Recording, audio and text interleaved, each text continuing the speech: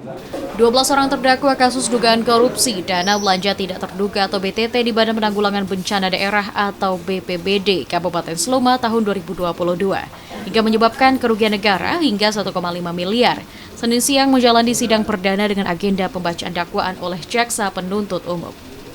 Kedua belas orang tersebut didakwa dengan primer pasal 2 dan subsidiar pasal 3 ayat 1 Undang-Undang Tindak Pidana Korupsi, junto pasal 55 ayat 1 ke 1 KUHP. Dalam dakwaan, BPBD awalnya mengusulkan anggaran BTT dengan nilai 4 miliar lebih. Selanjutnya berdasarkan penetapan status tanggap darurat bencana alam yang ditetapkan Bupati Slema. Ada 8 kegiatan fisik dan 4 kegiatan pengawasan. Akan tetapi, dalam pelaksana kegiatan fisik terjadi kekurangan volume.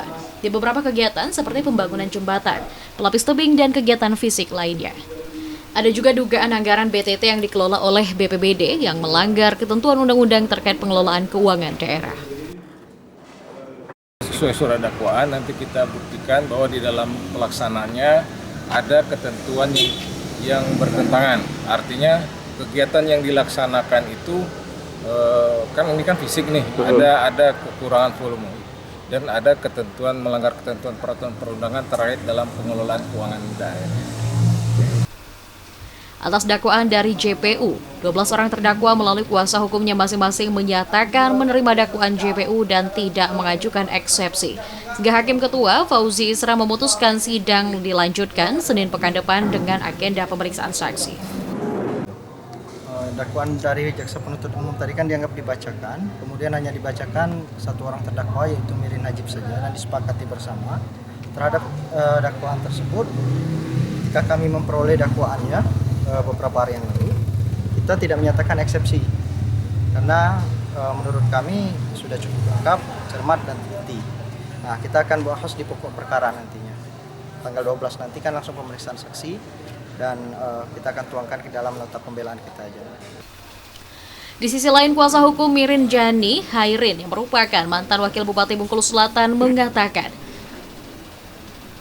dirinya kurang sependapat jika dikatakan kliennya Mirin tidak melakukan pengawasan sehingga proyek bermasalah.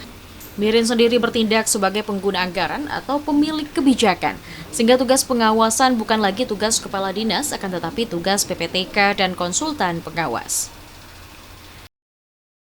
Bahwa Mirin salah karena tidak melakukan pengawasan.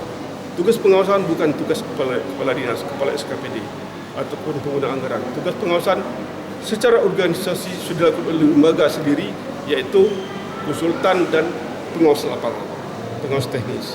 Berarti kita membantah ya Pak, terlibatkan klien kita. Kita nanti akan kita sampaikan bantahan dalam pada saat pembelaan saja, untuk melaksanakan asas cepat, sederhana dan biaya ringan. Adapun identitas ke-12 terdakwa dalam kasus korupsi dana BTT Slema yakni sebagai berikut. Muhammad Angga, BTV melaporkan.